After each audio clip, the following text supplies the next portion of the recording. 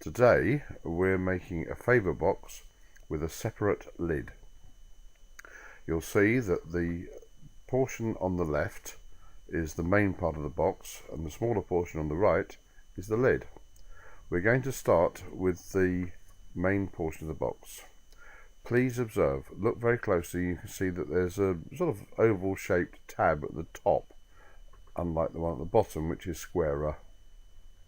On the left hand side you'll see that you've got the segments which represent the base of the box. Just make note of the shape. Also note that the creases are raised towards you, and that's a good place to start, knowing what we're looking at and where we're starting.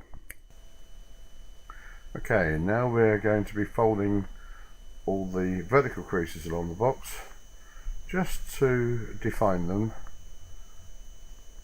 and that's it. Now we're folding the tab, and the tab we're going to slip into the slot. You may like to reach inside and pull that rather than try to push it, favouring first one side and then the other. Just wiggle it in. There we are. Now we're going to turn it over and look at the bottom. We're going to fold the bottom in that order. Very important to get the order right. The front, each side, and then the back. Slip the back tab under the front like that. Marvellous. Now what we're doing is folding down the perforated creases on the very edge of the top, one at a time, nice and carefully. It just defines the creases nicely.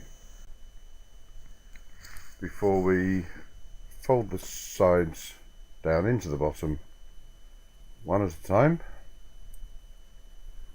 and as the fourth one goes in, it'll just lock the other three into place. Quite a clever design, really. There. Just define those edges. It's worth paying a few moments attention to those, just to make sure they're good hard creases. Now we're going to have a look at the lid. We need to have the crease ridges uppermost towards you, and then bend and define each of those creases in turn, ready for assembly. There we are. And the perforated creases of course go away from you, whereas the creased creases come towards you. This is all running at half speed.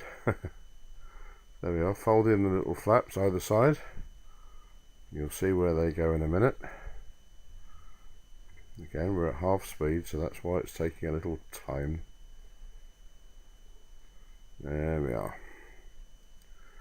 Now just pop those up at right angles like that, and then there we are. Just fold the sides in, and now the ends. There we are. Now the trick is to encase those little side tabs inside the ends. First one, and then the other. See those tabs again?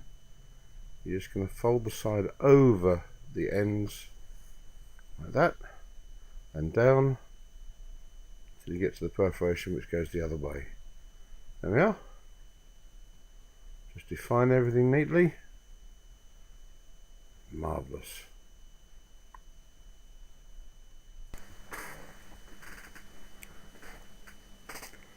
Okay, that was all at half speed. Here's Mark running at normal speed. This is exactly how long it takes. You can see him, he's on the base already. Mark's only ever done a dozen of these, so it's not as though he's especially skilled at this particular box. There we are. That's the base made. Now he's going onto the lid. Again, this really is real time. It's not double speed or anything mad. Marvellous stuff. And all of this under 50 seconds. So,